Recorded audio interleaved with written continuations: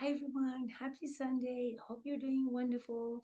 I thought I was going to discuss about 10, 15 minutes about what's going on within the Middle East, in particular the Saudi Arabia, because it's a state that's very important to the United States and its hegemonic ambitions. And we haven't discussed that. But before I do, let me just say a couple of things. First of all, I apologize for my background, the way I look. I am not in the United States. Actually, I'm traveling. I'm in the mountainous areas of France, so I may not have the perfect reception, and I may not have the perfect perception at the moment. But it is what it is. You were so kind to ask me for another video, and I'm so honored. So I'm going to make another one.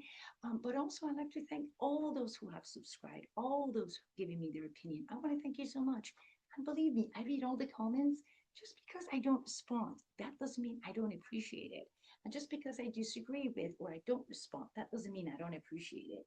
I appreciate every single one. And I hope the audience does continue to write, does continue to give me their opinion because we need a greater dialogue. Doesn't mean you have to agree or disagree. It just means we need a greater dialogue. And thank you so much. And for all the people who have been joining me, thank you again. And for all the new people, welcome. And please don't forget to subscribe. So, ladies and gentlemen, what is going on? Right, last time we did a video, and obviously, as I wrote in my article a few days ago, pretty much the jig is up for the United States militarily and economically, right? It has lost a war of attrition. It's getting ready for the so-called expansion of attacking Iran directly, which really is a disastrous policy and it's never going to work since its bases are all destroyed, since it doesn't have the replenishing capability for all the reasons that I discussed before. And you could all read it or go back to the previous videos. And also economically, because between the oil prices, between the closing of Bab el Mandeb towards the Saudis, between the Strait of Hormuz, really the jig is up for us. I mean, it is over, right? And I don't know if you watched, George Jefferson, remember? He used to say, George Jefferson in the show The Jeffersons, let the door hit you, let the good Lord spit you. That's the view we're getting if you're an American. That's what the Iranians are telling us pretty much, but in a more stronger term. But one of the reasons this is happening isn't just because the Iranian military defense isn't just because we were caught off guard. It's not just all of that. It's that the entities that allow the United States to be a hegemon, including its bases, is completely eradicated, and is also eradicated not because the entities themselves, but the states, the leadership that allowed them to be there, whether it was the king of, let's just say Saudi Arabia, whether it was the emir of Kuwait, whether it's the government of Bahrain, who's basically, it's just gone in many ways, or the King Abdullah of Jordan. What you have is that these kings, ladies and gentlemen, particularly Saudi Arabia, Bahrain, and Jordan, we are going to discuss Saudi Arabia today, no longer exercise the power of the past. And the reason they don't exercise the power of the past, because the entities that allow them to be there, the tribal powers, no longer exist. And what do I mean by that is that, as I've said before, Saudi Arabia is a man made country. When the founders got together, he took all of these tribes, whether it's the Hawita, the Hajaz, the Harp, the Uttayyab, does not Shimara, it does not matter, unified them all and basically said, look, you all come under my territory. I'm the king head honcho, and all of you will get a piece of the pie, right? You get the economy, you get the horsey, you get the electricity. In return, I want total obedience, which basically means you get the perfect job, you have your money, you have your health insurance, but I'm the boss. But in that boss, ladies and gentlemen, the king still had an opportunity, right? He still had a obligation. He couldn't be a dictator. He's still a member of the tribe. He still had to listen to that. And it worked beautifully, very much so, until a few years ago when MBS took over and began to really cracking down. When MBS took over, he did it, but the tribes, a lot of them looked the other way when he had but a brutal coup because the young people were with him at the beginning, because he promised them the moon and the sun, because they wanted different leadership. But something shifted. It took a few years. They realized this gentleman is not what he wants. He wanted to cut off, but he wanted to westernize system and eradicate what had made Saudi Arabia and the tribal order. He wanted to break the covenants, right? He did that, for example, whether it was to advancing the military, bringing technology, including working with the Israelis under the table, right? Whether to try to get rid of the tribes that hold the water and the electricity and the utilities by selling them to foreign firms. But what MBS didn't understand is that westernization isn't modernization, particularly if you're a Wahhabi based on a Hanbali school of thinking conservative, and you're not going to be modern or or respected by your own community just because you are opening up a nightclub 50 hours, I shouldn't say 50 hours, 50 miles from Mecca, the holy city of the cities, right? The holiest of holies for the 1.8 billion Muslims. That's not going to make you modern. And so what you have, um, ladies and gentlemen, is that it built up, it built up, it built up. And the tribes realized, right, something was off, particularly when MBS came in and took over the tribe's land. Who could ever forget the killing of one of the tribal members of the Habitat in its Vision 30 was spending money like there was no tomorrow. And so he was imprisoned certain tribes at a certain time. And the tribes had added up to here. What gave the tribes the opportunity to say, that's it, and you gotta go, was basically the war. When the United States attacked Iran, what did the Iranians do? The Iranians kicked our ass, let's be honest. Within the first 2.5 weeks, the Iranians significantly damaged our bases. We're talking about 1/3 of our TAT system was gone, the AWACS was gone, billions and billions of dollars were damaged, whether it was Kuwait, whether it was Jordan, whether it was Saudi Arabia. And so, what they also did afterwards is that they shut down the Strait of Hormuz and they said, so's your mother. Go ahead, United States. Let me see what we can do. Right? And what they also all of a sudden got was worldwide support, perhaps with the exception of certain Western countries, particularly the global South, which is 70% of the world's population, got behind Iran, including the Arab population. So when all of that happened, the tribes in Saudi Arabia, very much like Jordan, went to the king and said, hey, you spent over the past 30 years or so, what, tens of billions, if not more, maybe hundreds of billions worth of military equipment. And what did it get us? Nothing. They hit our bases. And worse, we can't make any money because the Strait of Hormuz is closed. And wait a minute, you all, the Houthis are going to hit it from that way. And so when they went and the Iranians hit, they gave a direct, nod to MBS. Bro, you need to kick the Americans out. That was the intention of Iran. We will hit the bases until the Americans leave or you kick them out. And MBS says, I don't need to. I'm going to side with the Israelis. I'm going to side with the Americans, right? Not with their population, not with the Palestinians. Remember, he did nothing for the Palestinians. Worse, when Iran was being attacked, it allowed the missiles to go through its territory and it shut down the missile going over Saudi Arabia, very much like Jordan did, right? And so the tribe says, oh, no, you don't. But the tribes are extremely smart. Their intention wasn't to blow up the House of Saud. They didn't want that because they still respect the House of Saud. They wanted the return to the covenant in which the king would provide economic, military, political security, right, at whatever the cost. In return, he would have allegiance. So, what did the tribes do? Now, remember, in order for the tribes to work, the tribes weren't just a system that controlled the water, the electricity, the telephone. These tribes were integrated in every sector of the society. And they began to manipulate and order their sons and their nephews and their cousins and their uncles, whatever, to stand down. And by that I mean is that when you look at the Saudi military, you have the tribal army, you have the regular army, which is made of tribes, right? You have the security and you have the royal guard. The royals are completely loyal to the house, in this case, the House of Saud and the MBS. You have the security forces, the elite air force, the pilots. But then you have the regular army, which is about 35% tribes, if not more. And then you have the tribal army, which is the Saudi Arabian National Guard. These are the ones who write the borders. These are the ones who write the homes. These are the ones who make sure things are get done. So what happened? The tribal leaders, whether it was the Hawita, whether it was the Hamar, whether it was the Shamar, whether it was the Uttaya, whatever it was, within a few weeks of the war, they said, enough is enough. They began to control, literally control the borders that was connecting Saudi Arabia, whether it's to Jordan, whether it's to UAE, by saying no goods will come through here with unless you're going through the tribes.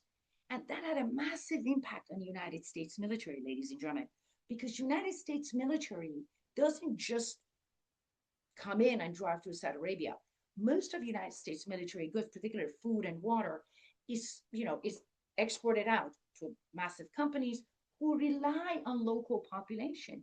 So if the United States wants to bring, let's say, Doritos, I'm saying, right, from Yemen, excuse me, from UAE to Saudi Arabia, it has to pay the tribes. It has to hire that particular tribes whose drivers will take it to the bases. So what the Saudis did was that those various tribes, north and south, they closed all the borders. That by closing, I mean is that they didn't allow anything to go through unless it was for the local population. So anything for the military for the United States, it began to slow down, which basically means within a month or so, United States was not getting fuel. United States was not getting this food, and everything had to be exported in. But the tribes did something else as well. The tribes began to tell their cousins or their nieces or their nephews or their sons and their uncles, do a stand down. That basically meant when MBS, obviously his brother is the chief of security, would send the guard to force the tribes to open up the borders, the National Guard wouldn't do it. Why? Because the National Guard is not going to arrest his own cousin or his own uncle and his own brother. So they would step aside. Then the regular army would come in. Then the regular army would say, wait a minute, I'm from a different tribe, but I'm not going to go to war with this tribe. Worse, my sister's cousin uncle is married to my third cousin twice removed, who's the head of that police department. I should say head of that base in army. So they began to do a literally, literally, what do you call it? A drawback in which orders to open these borders, orders to listen, were completely ignored or slowed down due to paperwork. So the third tier then came, you have the food, you have the army, it came into the mosques. Within a month or so, in the smaller and medium mosques, for the first time, about a month and a half, more than two, I would say about 2 months after the war, if not sooner, the house of the MBS's name was not said. That basically meant that we're not talking about the Mecca, we're not talking Medina, but the smaller and medium mosques stopped saying MBS's name. They just went broadly, broadly, right? May the house protect the house of Saud. And that was a signal to MBS that he has lost their support. And there's no way you could run Saudi Arabia without the tribal support because they control the infrastructure, that influence in the electricity, that influence in the water, that influence in the military. That basically means, ladies and gentlemen, you may have a French company owning running the big top, but the low level and the mid level of running the electricity, running the water, running the garbage collection are all from various tribes. So, for example, the tribes in the heart in the West doesn't want the people to go to the let's say the Hajj on time, they will make sure the drivers are slow. So you have a system in Saudi Arabia that all of a sudden the patronage is gone, the tribes are standing down, in a sense, we're saying we're standing back, I should say. The military say we're not getting involved. And you have now a weakened military within Saudi Arabia who's split mostly against MBS and House of Saud against MBS in tribes in the army and basically saying, yeah, we need someone else, right? And as I've said before, the name was Prince Ben Nayef, or they're looking for someone that is not MBS. And so this has caused a massive problem, right? And so for MBS, whose only survival right now was the tribes that are not supporting, was the money, which it doesn't have. MBS does no longer have the money to give it out. Remember, nothing is coming out. Nothing is coming out of the Strait of Hormuz. It was coming out of, let's say, Bab el Mandeb from the Houthis, in which the Houthi says, I don't think so, right? They have made sure nothing come out of there either. So when, for example, when Saudi Arabia attacked the Houthis, what did the Houthis do? Boom, boom, boom, boom, boom. They hit the King Khalid Bear Air Base. They hit the tanks. Their hit the water saying nothing's come out. So MBS now, it's finding itself in a situation. The only support it has is the senior clerics in Mecca and Medina, the royal guard, and some, obviously, the intelligence. But the mid to live level officers are not with him. The tribes are not with him. And he knows very well, ladies and gentlemen, that even though they are not going to destroy uh, the House of Saud, these tribes, they're just biding their time to make sure he is removed. And why is that important? Because when MBS goes, the new leadership that will take over, most perhaps Prisama, most likely, will not be so pro West, will not be so pro Israel. It will be more pro China, pro Russia, pro certainly the global South perspective towards Asia, the Islamic world. And so for United States that has relied on MBS pretty much, not just the House of Saud, certainly for the past 5 to 6, if the tribes are not with them, if the militaries are not with them, and ladies and gentlemen, many of those family members who were tortured or killed want revenge. They're also plotting against MBS. This is not a good thing for the United States at all because right now he's there. And the reason he's there is partially because the way the tribes are going at it, they just eroded him little by little by little by little. And by that I mean it's an ancient saying. It's that if you want to bring the house down, you don't need to blow it up. Just take a hose and put it on a wall, put it by the water, but everybody doesn't see it. Drop by drop, the wall will get weakened and it will crash. And it's the same thing here. They're just letting him to, go slowly, slowly, slowly. And when the time comes, he'll go.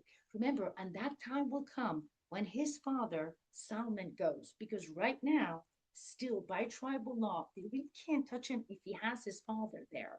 Now, does that mean MBS does not have any support? He has certain supports in certain tribes, but those tribes are not the backbone of the country. Those tribes are the technocrats. They're going to the European ones. They do the globalist perspective, not the nitty gritty that run that country. And so when you have a Saudi Arabia, ladies and gentlemen, that it is actually will no longer have the same leader that supports United States in its endeavor and its hegemonic ambition, right? We have a problem, right? And that problem became extremely clear once again when United States President Trump came up and said, yeah, I will, if he recognizes Israel, I will give him nuclear technology. By the way, ladies and gentlemen, United States cannot just give nuclear technology, like that to Saudi Arabia. It takes years, it takes money, it's extremely complicated, which is, I don't even have time to explain for that right now. But nonetheless, that one comment sent shockwave to the Saudi tribal society and the conservative Wahhabi society, who basically said, wait now, you you're going to side with a man who basically said you're going to kiss my ass. Remember the comment that president made that has destroyed the country and is killing Palestinians so you can be in power.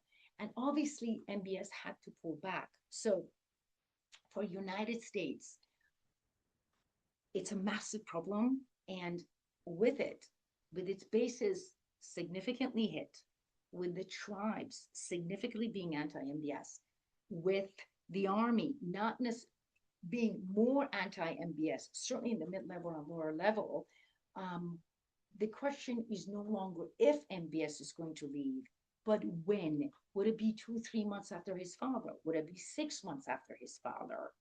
Right? When would that be? And so for this hegemonic ambition of the United States, it's just another pillar gone. And here's something I should have said to you. The Iranians have brilliant technology, brilliant missile system. They are kicking our ass. Whether it's the hoot, the water, whether it's the dancing one, whether it's the one that splits into eight, they have kicked our ass, right? That being said, brilliant technology. They're playing the war of attrition. We're spending 2 million, they're spending 30,000, right? They also have help from China and Russia? Well, of course they do. They're part of the SEER, Chinese, Iranian, Russian alliance. They are rewriting the global order. But as good as they are, and as much as help they have, ladies and gentlemen, I want to make something very clear. They were not able to hit some of this stuff, particularly the AWACS, without the help of those tribes. Those tribes have become the eyes and the ears for Iran, not because they are pro Iran, not at all. But the Iranians have made it very clear we will not bother you if you help be, if you don't hurt us. And you need to come to our fold, join China. Look what the West has done. And it would appear the tribes have gone that way. And as I've said before, particularly when the AWACS was hit, but those tribes are not just supporting, you know, indirectly Iran, but also the Houthis. One of the reasons the Houthis are able to hit United States bases, certainly King Khalid, and to get through was because the Houthis made a separate tribal agreement with the southwest and southern tribes. Remember, Saudi Arabia, Yemen are, man-made. They still have cousins across the border. And so they made a deal with the tribal of the Saudis. They don't hit them as long as they don't attack the Houthis. The Houthis will be attacking the American bases and the military bases. And those tribes have no problem. So one of the reasons the Houthis are able to do that as well is because they have those support, right? So if you're Iran, if you're China and Russia, you're looking at these tribes, they're kicking, they're going through the bases, they're destroying the bases. You are doing extremely well. But if you're United States, that you have to bring all your goods into Saudi Arabia, you have to fly literally everything in. Your bases are no longer trusted. The the entities that help you create your base, whether it was the tribes, whether it was the army, are no longer on your side, and they have pretty much switched side. The jig is up, ladies and gentlemen. So when you look at all these on traditional media, even non-traditional media, saying, "Oh my gosh, you know it's over. United States is doing great. MBS is doing this." Click, click, click, click, click, click, click means nothing, right? What defined the relationship between the House of Saud, in this case MBS, not the House of Saud, and the tribes is gone and it's not going to come back. And so that's a new Saudi Arabia, I should say, House of Saud will remain, but a new relationship has already emerged and will emerge, right? And will emerge. And as a result, the Middle East, once again, as you know it, it's gone. Regardless whether the United States fights with Iran, regardless if the Iranian blow up, this, and the Americans blow up, that's done.